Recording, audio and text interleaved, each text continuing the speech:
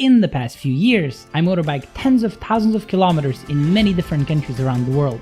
But it's always been a dream of mine to motorbike all across Vietnam. So, I flew to Ho Chi Minh, bought a really old Vietnamese bike, and motorbiked 3,500 kilometers in just 23 days. I experienced rainstorms, motorbike crashes, got super sick, explored caves, forests, mountains, and a lot more. But all in all, it was a wonderful trip that I will never forget.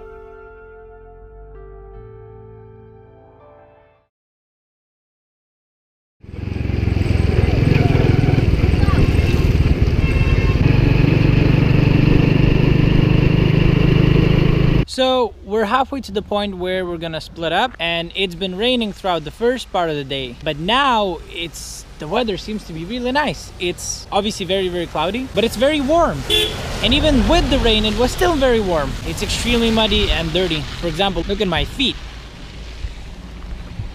But the road seems to be really nice. I like it a lot.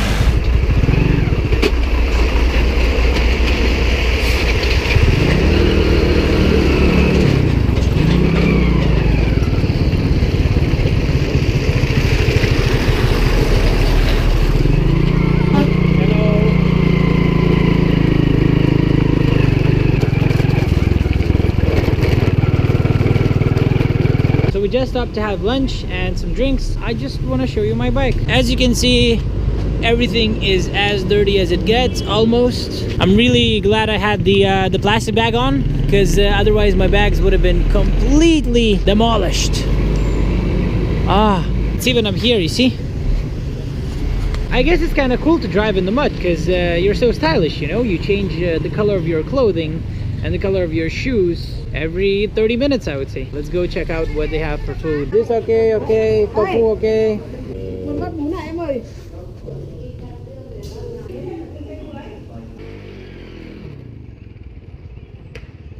This was supposed to be the last day of my trip. I should have gone from the mountains in the north to Hanoi. However, it was raining the whole day and the mountain roads were extremely slippery.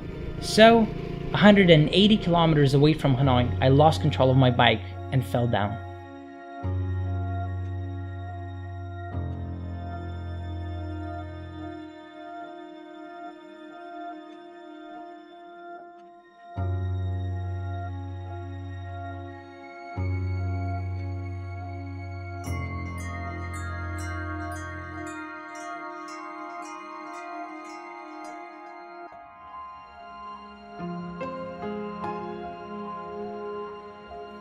There were no hospitals or even drugstores nearby, so I cleaned my wounds with the help of a few locals.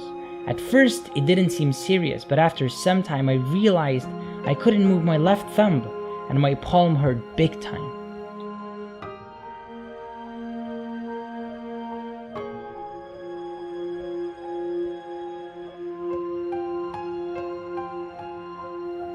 All of this made motorbiking almost impossible because I couldn't beep, use the turn lights, and since holding the handlebar caused me immense pain, it was very difficult to change gears. However, since I didn't have any other option, I spent the next 8 hours riding my bike, alone, at night, in the rain. Every minute felt like an hour, every hour like a day. It was definitely one of the most painful things I've done in years.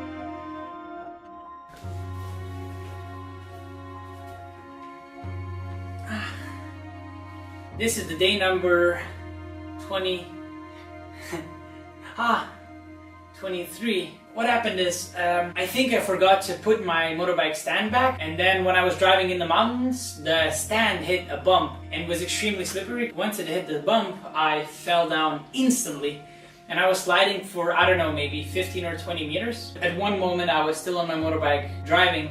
At the other moment I was on the ground sliding and I could only see my hand and my motorbike in front of me. Everything happened so fast, it's absolutely insane. I don't remember what I was thinking, I hardly remember what I was doing. I couldn't feel any pain, I couldn't feel anything. You know, minute after minute, I started feeling the pain. I think I might have broken my thumb. Now, because my GoPro's microphone broke, there's no sound in my speeches, but at some point I remember I was extremely desperate and very, very miserable because it had been raining the whole day, and you know, when I can feel the pain in my knees, and then there's, you know, rain coming to your mouth and eyes and simply spraying. Your pants get wet and your sweater gets wet and your jacket is completely wet and you're with this stupid poncho which is torn apart as well. Yeah, so you kind of feel really miserable at some points, but yeah, then I sort of put myself together and finally I'm here.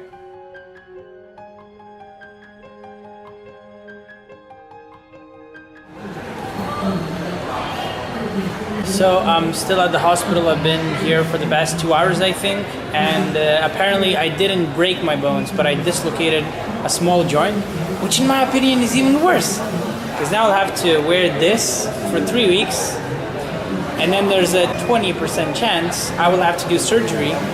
At that point, I'll be in China, but overall I'm still happy. It's definitely worth it.